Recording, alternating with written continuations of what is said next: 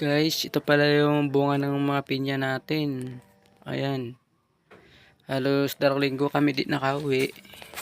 Kasi busy kami dun sa trabaho namin. Kabila. Ayan, marami siyang bunga. Ayan. Tsaka ito guys, yung sayang ibang bunga.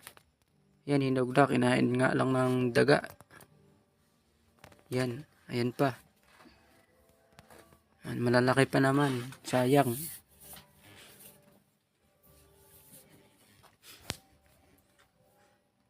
Yan, yung iba hinog na. Ayan, kunin natin.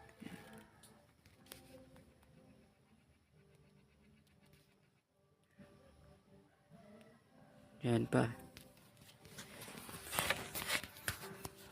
Yan, marami sana yan. Kaya lang ayan pa oh. Yan, sayang. Bago lang oh. Yan pa. Nabulok na.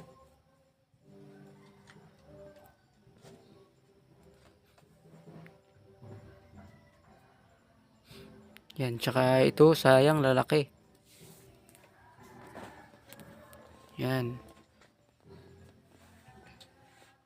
Yan, tsaka ito lang yung na-harvest natin. Konti lang.